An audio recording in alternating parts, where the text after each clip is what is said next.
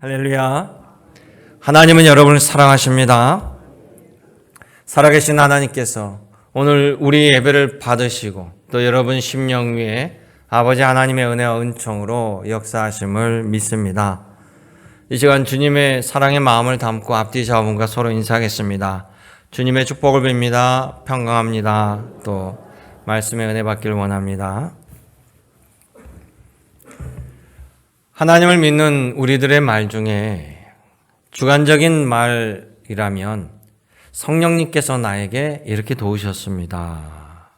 이런 말일 겁니다. 이 말을 주관적이라고 하는 것은 이런 사실을 객관적으로 증명하거나 보여줄 수 없기 때문에 그렇습니다. 자신만이 아는 거지요.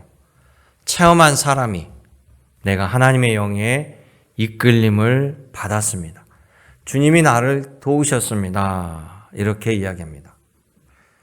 매우 주관적인 말이지만 우리 신앙인이라고 한다면요, 이런 성령님의 이끄심을 부인하지 못합니다.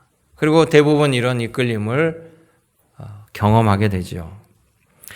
하나님은 영이시기에 보이지 않습니다. 그러나 오늘도 살아계셔서 우리의 예배를 받으시고 또 우리와 함께 하신다는 겁니다. 오늘 본문 말씀을 보면 성령님의 인도하심, 이끄심의 활동 모습을 볼 수 있습니다. 주님의 이끄심이 어떻게 본문에서 나오는지 여러분 모두가 보시며 또 은혜 받기를 원합니다. 오늘 말씀의 본문은 이 사도 바울이요, 예수님을 영접하고 사도가 되어서 예루살렘 아닌 다른 지역에 3차의 전도 여행을 다니며 복음을 증거합니다. 그리고 교회를 세웁니다. 그리고 예루살렘에 돌아와요. 예루살렘에 돌아와서 성전에 올라가서 기도를 드리는데 하나님께서 그에게 마지막 사명을 주십니다. 그 사명은 예루살렘 유대인들이 복음을 듣지 아니하니 너는 이방으로 가서 복음을 증거해라. 이런 사명을 받습니다.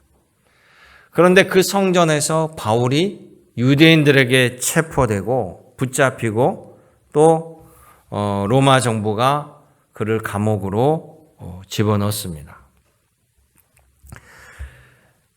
이 감옥에서요, 바울은 두 번째로 매우 구체적으로 하나님께 사명을 받습니다. 그 사명은 바로 너가 제국의 심장부 로마시로 가서 예수 그리스도의 복음을 증거하라. 사도행전 23장 11절에 그런 사명을 받습니다. 이것이 예수님의 명령인데 바울은 지금 감옥에 갇혀 있어요. 로마로 갈 수 있는 상황과 처지가 전혀 못 됩니다. 그리고 이 감옥에서 풀려난다고 할지라도요, 유대인들이 자신을 죽이려고 암살단까지 조직해가지고 준비하고 있어요. 과연 바울은 어떻게 할 수 있을까요? 주님은 바울에게 불가능한 미션을 내려주시는 걸까요? 아니면 주님께서 바울을 이끌어 주시고 이 사명을 감당하실 수 있도록 도와주실까요? 우리 주님은 지시와 말씀만 하시는 분이 아니라는 사실입니다.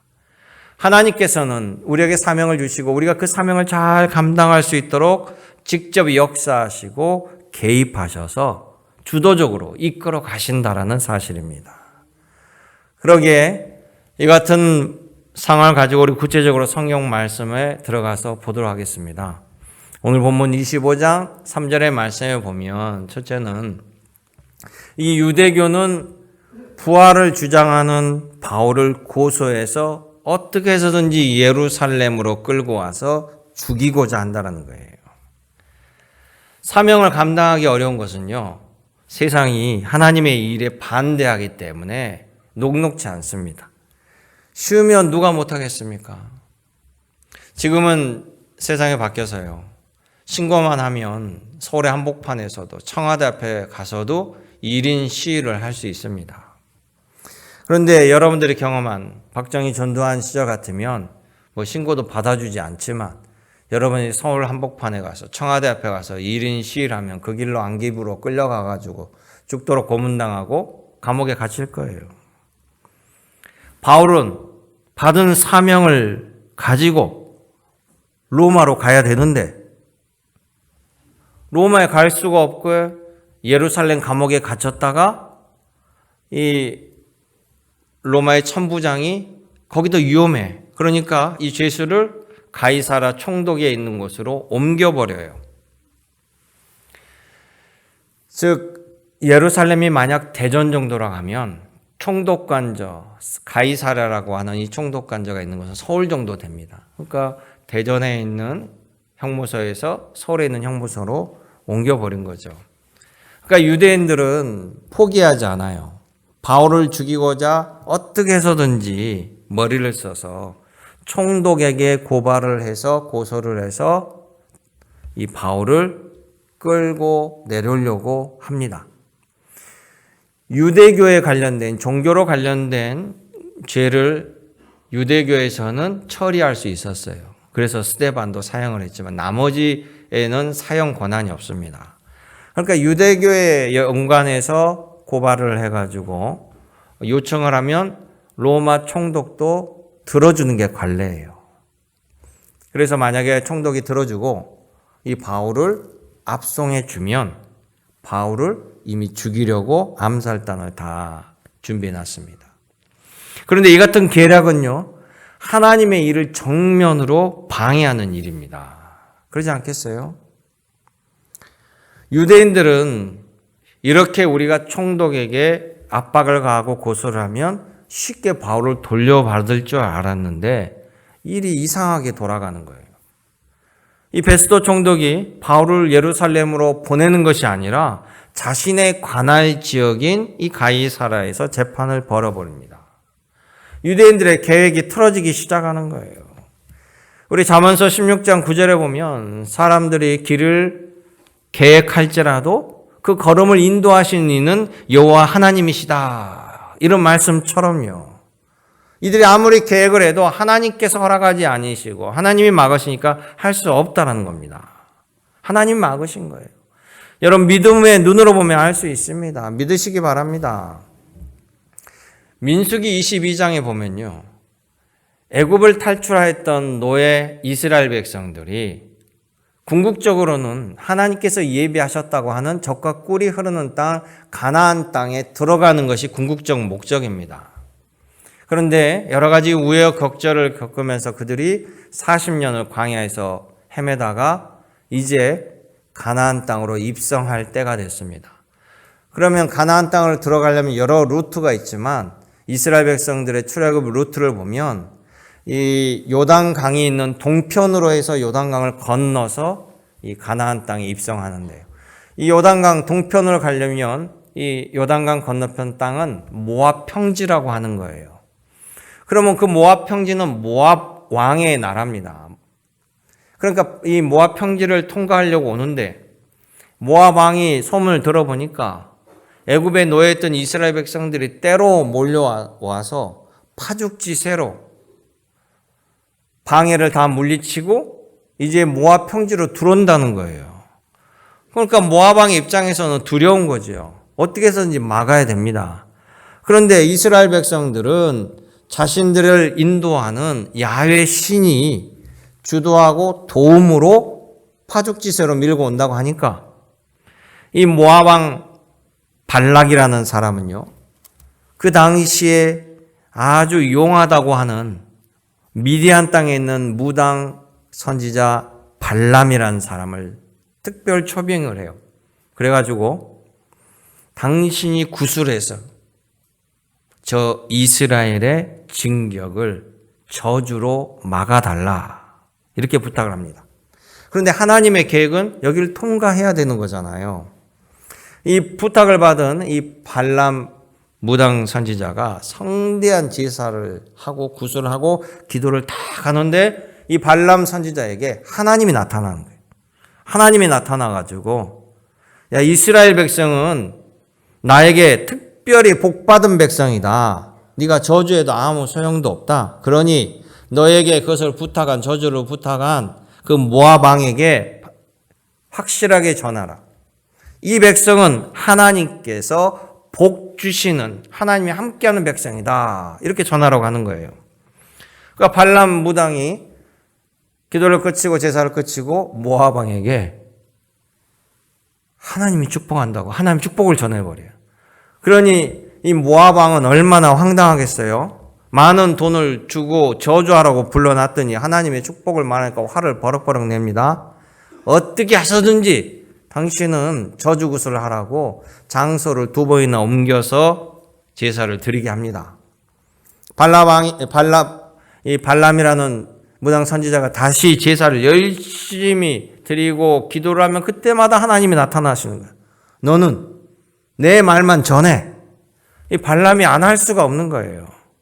그래서 번번이 모압 왕에게 결론은 하나님의 축복을 전합니다. 아무리 모압 왕이 발버둥을 쳐도 발람이 발버둥을 쳐도 하나님의 능력을 뛰어넘을 수 없다라는 거예요. 이스라엘을 저주하려는 계획은 번번이 실패하고 마는 것입니다. 그렇습니다. 사랑하는 성도 여러분, 하나님의 하시는 일을요 누구도 막을 수 없습니다. 하나님께서 하신 일은 주님이 직접 이루어 가신 걸 여러분 기억하시기 바랍니다. 두 번째는 이 로마 총독은 부활을 주장하는 바울을 무죄로 여기고 풀어주려고 해요. 본문의 7절 25절의 말씀인데요. 원래 바울은 벨렉스라는 총독 때 붙잡혀 갔습니다. 그때 감옥에서 계속 있었던 거예요.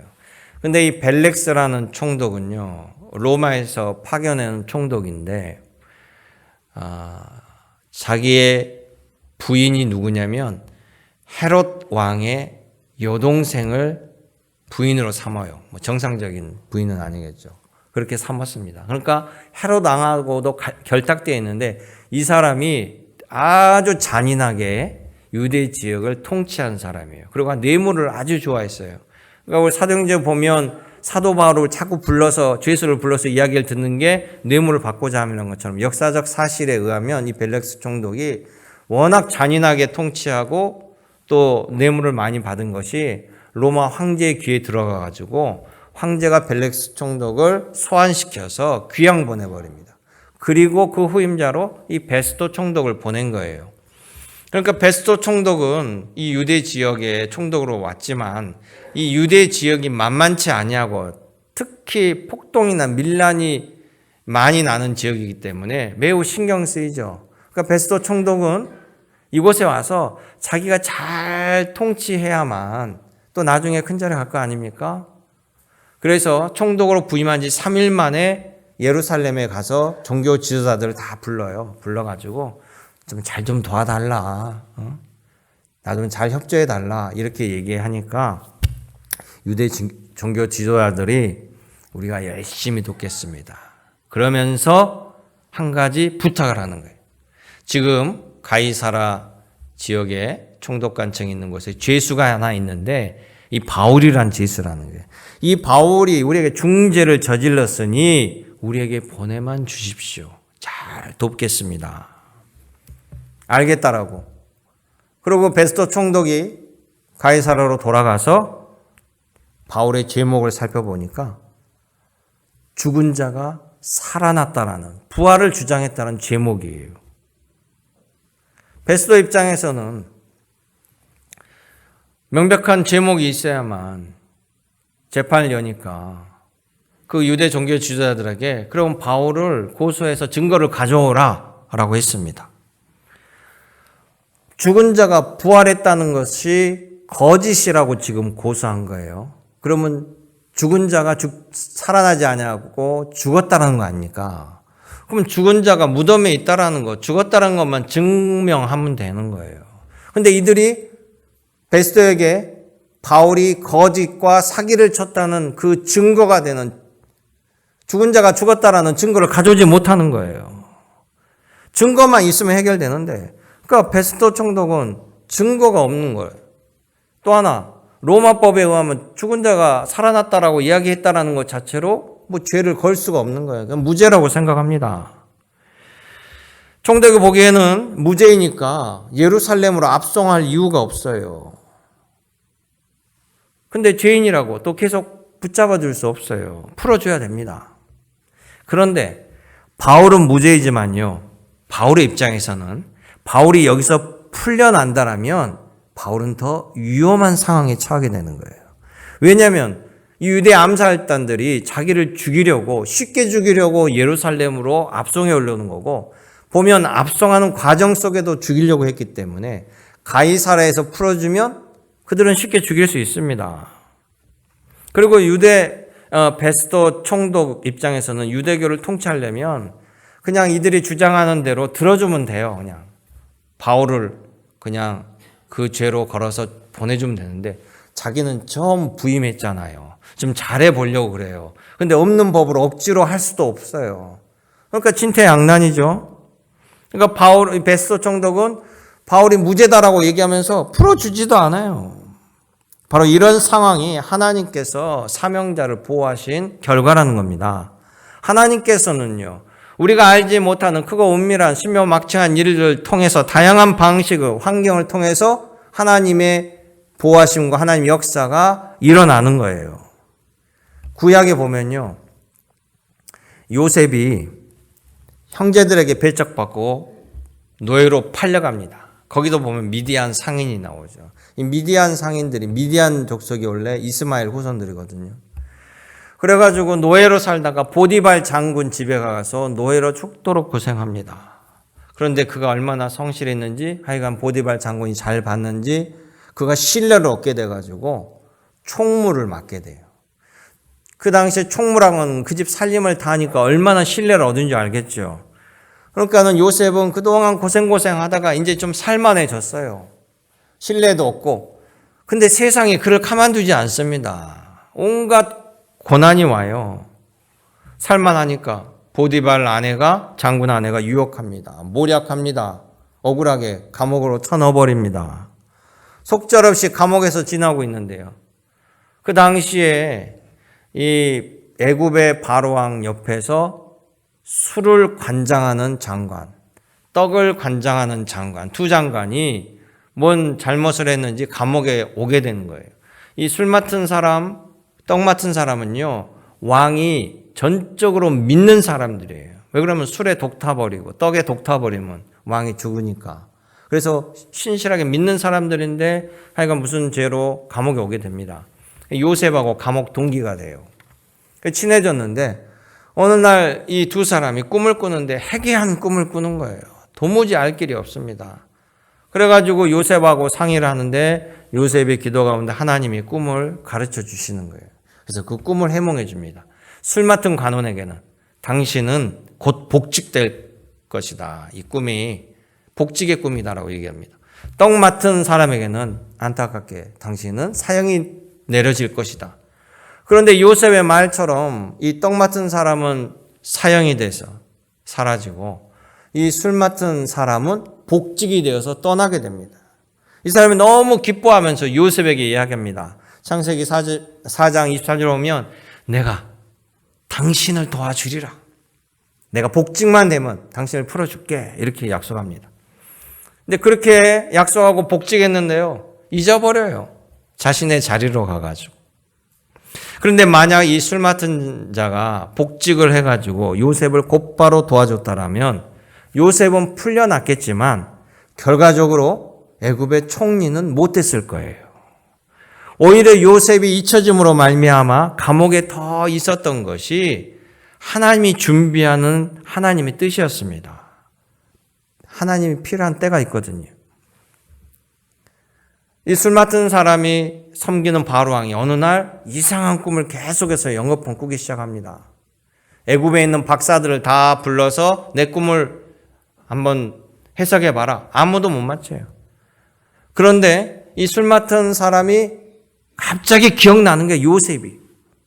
뒤늦게나 기억나는 거예요. 그래가지고 이 바로에게 요셉을 소개합니다. 왕이시여, 감옥에 있는 요셉이 있는데 기가 막히게 꿈을 잘 맞춥니다. 뭐 이런 식으로.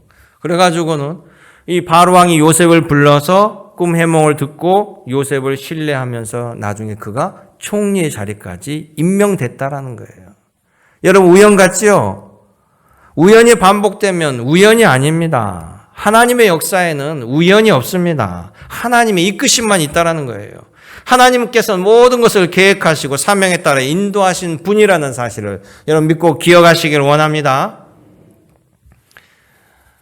마지막 세 번째 보면 바울은요, 로마 황제에게 상소를 합니다. 그래가지고 예수 그리스도의 복음을 증거하는 자신의 사명을 이루려고 한다라는 거예요. 바울은 예수님에게 받은 사명을 감당하려고 했는데 어떻게 할 수가 없는 거예요. 갇혀 있으니까. 그냥 속절없이 시간만 지나가고 있어요. 감옥에서. 어떻게 하지? 무슨 방법이 있지? 근다고 뭐 풀려난다라고. 풀려나면 저 암살 조직이 나를 죽이려 할 텐데 내가 어떻게 로마로 가지? 생각하고 기도하고 또 하나님을 의지하고 기도하고. 여러분 보통 사람이 억울함을 당해서 감옥에 들어가면 어떻게 하면 내 무죄를 밝혀서 풀려나지가 목적이지. 바울은 그 고민이 아니에요. 어떻게 하면 내가 로마로 가서 복음을 증거하지? 이 생각밖에 안 합니다. 베스도 총독은 바울이 무죄라는 것을 알았으나 유대의 눈치만 바라보면서 이러도 못하고 저러도 못하고 하는 상황 속에 바울이 25장 11절에 베스도 총독에게 이렇게 이야기해요. 자, 나를 고발하는 저 사람들의 이야기가 사실이 아니라면 아무도 나를 그들에게 보낼 수 없습니다. 나는 황제에게 이 재판을 정식으로 열어달라고 상소를 하겠습니다. 이렇게 얘기해버리는 거예요. 바울은 로마 시민의 당연한 권리인 황제에게 재판받을 권리를 들어서 주장하고 있습니다. 베스도 총독은 꼼짝없이 이것을 들어줘야 돼요. 바울은 참으로 지혜로운 선택을 한 겁니다.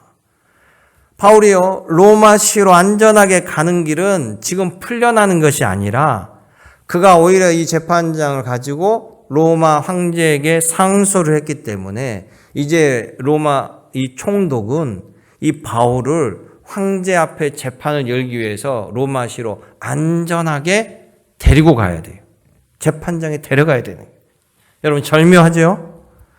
바울은 감옥에서 풀려나기를 기도한 것이 아니라 어떻게 해서든지 하나님께 주신 사명을 감당하고자 기도하는 가운데 하나님의 영이 그에게 지혜를 주시고 앞길을 인도해 주셨다는 사실입니다. 믿으시기 바랍니다.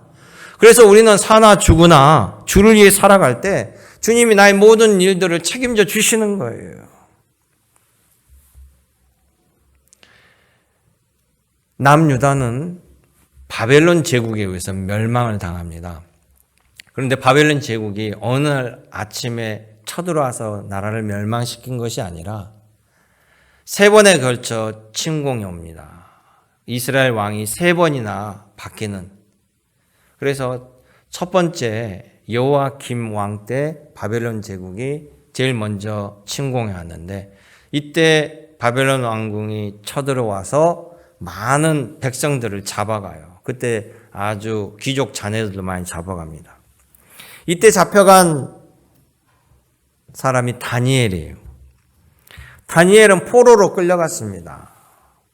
그런데 포로로 끌려간 이 포로가 그 나라에서 끝까지 신앙을 지키더니 그 나라의 총리가 되는, 바벨론의 총리가 돼가지고 하나님을 증거하는 사람이 되었다는 사실이에요. 어린 다윗이 바벨론 왕궁에 포로로 끌려갈 때 이 바벨론은 대제국이고 수많은 나라들을 무너뜨려서 만들었기 때문에 왜 미국은 이민의 나라라고 하잖아요. 그래서 아프리카, 아시아, 남미, 중동 모든 백성들이 다 어우러져 있어요. 그리고 또 자기네 문화를 다 가지고 있습니다. 이걸 하나로 통합시켜야 돼요. 그러니까 통합을 잘하면 미국이 강해지고 통합을 못하면 지금처럼 인종 갈등이 시끄러워지는 거예요. 그러니까 이 바벨론 제국은요, 이 어린애들을 데려다가 왕궁에 특별 교육을 시킵니다. 그래서 바벨론식 교육을 시켜가지고 바벨론에 충성하는 일꾼으로 만들어서 나중에 자기네 고향 식민지 통치하는 데 유용하게 쓸 요량으로 그들을 교육시키는 거예요. 그러니까 왕이 직접 관장하면서 시키는데 그곳에서 다니엘은 꿋꿋이 자신의 신앙을 놓지 않습니다. 놀랍게도 하나님은 그런 다윗을 그 나라의 총리로 세워주셨다는 거예요. 이게 포로에서 신앙을 지키는 거와 그 나라의 총리가 돼가지고 신앙을 지키는 거와는 다른 문제예요. 아니, 이 바벨론 제국 신하들이, 사람들이 다니엘이 좋겠습니까? 눈에 가시예요. 그런데 왕이 총회해가지고 총리까지 올랐습니다. 그러니까 이 대신들이 전략을 짭니다. 어떻게 하면 다니엘을 잡을 수 있을까?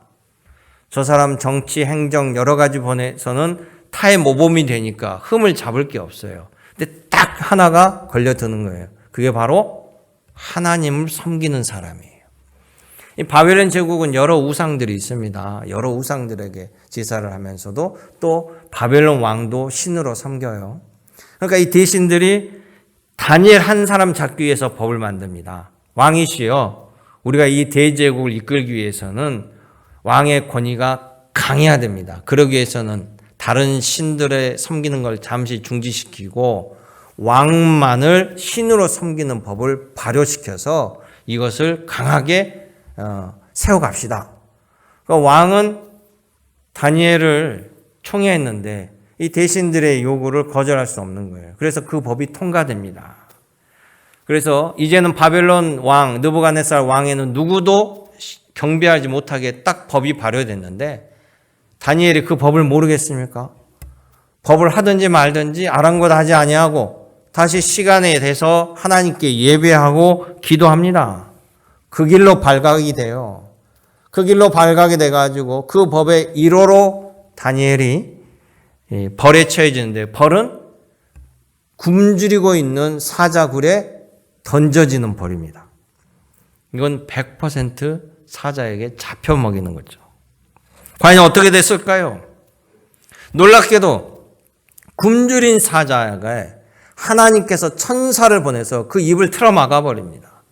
사자가 꼼짝없이 고양이처럼 순해져가지고 다니엘을 어떻게 할 수도 없는 거예요. 다니엘이 멀쩡히 살아 돌아옵니다. 할렐루야.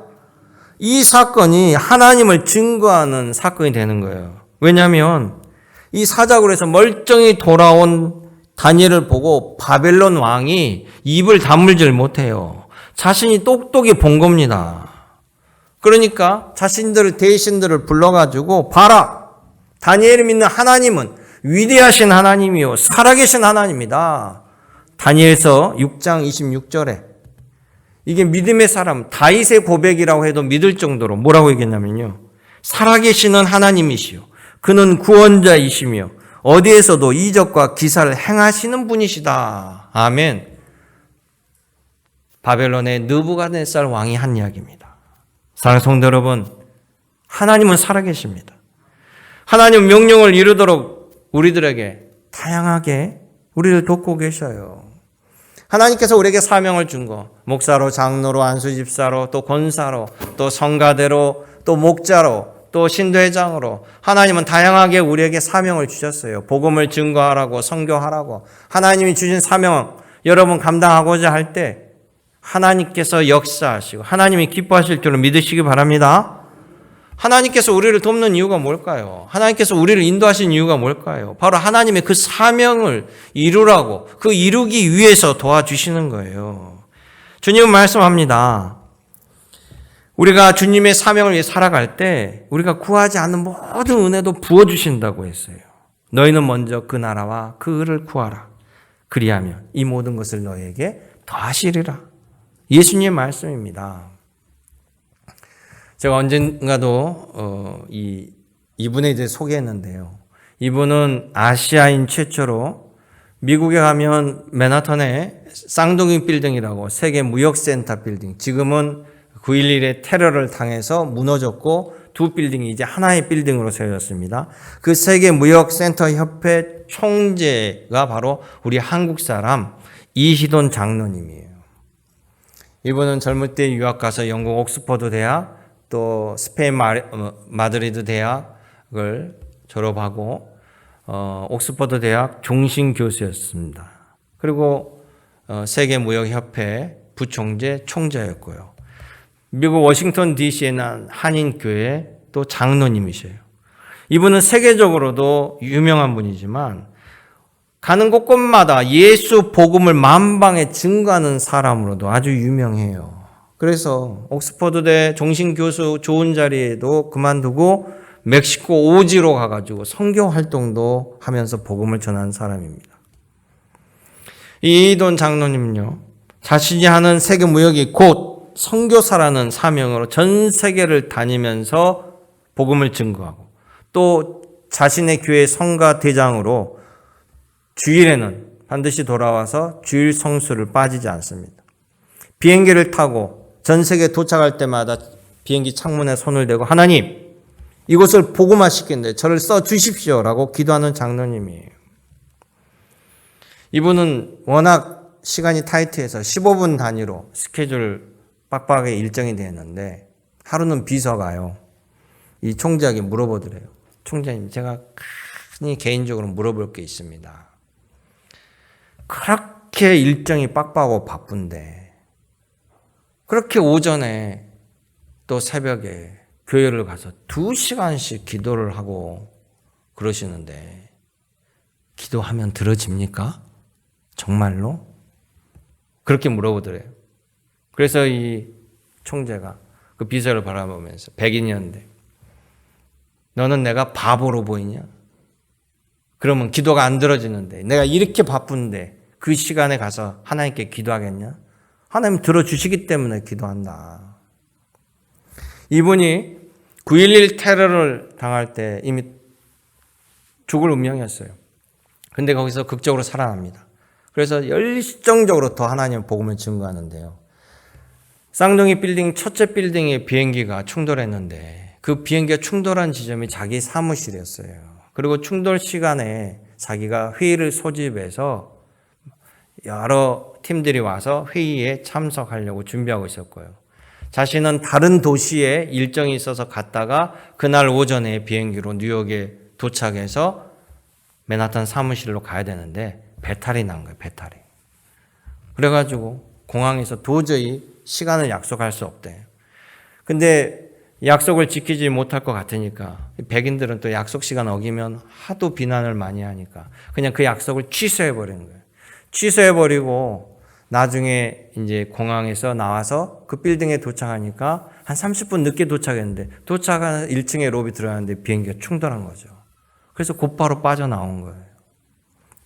자신이 소집했던 사람들 다 이미 빠져나가고 자신도 살아나오고 그러면서 하나님이 저를 살려주셨습니다. 이러면서 이분은 전 세계 그 일들을 간증을 해요. 그러면서 이렇게 갑니다. 하나님을 위한 거룩한 도전을 한다면 하나님께서 반드시 열매와 모든 것을 책임져 주십니다. 저는 산증인입니다. 이렇게 간증합니다. 작년 9월에 소천하셨어요. 9.11 테러 때 살아났던 하나님께서 기회를 주신 거죠. 히스기야 왕처럼 15년을 연장해 준 것처럼 20년 동안 누구보다도 열정적으로 복음을 증거하며 살아계신 하나님을 간증했습니다. 제가 보니까 2018년도에도 우리나라에 와서 저 오살리 기도에서 또 간증을 하셨더라고요. 제목은 요셉의 꿈과 다니엘의 믿음. 참 저도 한번 만나뵙고 직접 간증을 듣고 싶었는데 저렇게 와서 하신 사실 자체를 몰랐네요. 여러분, 요셉과 다니엘은 누굽니까? 하나님의 꿈을 꾸는 자, 하나님에 대한 믿음으로 사는 자예요. 요셉과 다니엘, 그들 얼마나 험악한 인생을 살아왔습니까? 하나님께서는 비록 험악한 것이지만 그 누구도 부인할 수 없는 하나님의 사람으로 우뚝 서게 인도하셨고 이끌어 주셨습니다. 우리는 성경을 통해 똑똑히 봅니다. 믿음만 있다라면, 하나님에 대한 믿음만을 가진다라면 하나님은 우리들의 삶도 요셉처럼 다니엘처럼 만들어 주실 겁니다. 여러분 믿으시기 바랍니다. 주님께서 말씀하십니다. 내가 너를 지명하여 불렀나니 너는 내 것이라. 물 가운데 지날 때 내가 너와 함께할 것이라. 강을 건너 때 물이 너를 침몰하지 못할 것이며 너가 불 가운데로 지날 때 타지도 아니할 것이요 불꽃이 너를 사르지도 못하리니 대저 나는 여호와 너의 하나님이요 너의 구원자임이라. 아멘. 참 좋으신 아버지 하나님, 살아계신 아버지 하나님, 오늘도 우리들에게 소망과 힘과 능력과 지혜를 주심을 감사드립니다. 아버지 하나님이 나의 주님이시요 예수님이 나의 구주이심을 고백합니다. 주님의 약속대로 이루어짐을 믿고 오늘도 한 걸음 한 걸음 주의 사명자로 살아갈 때마다 주 하나님 앞길을 열어 인도하시고 이끌어 주심을 믿습니다. 그 은혜를 체험하며 주님께 영광을 돌리며 살아가게 도와주시옵소서. 언제나 함께 하신 우리 구주 예수님의 이름으로 기도드렸나이다. 아멘.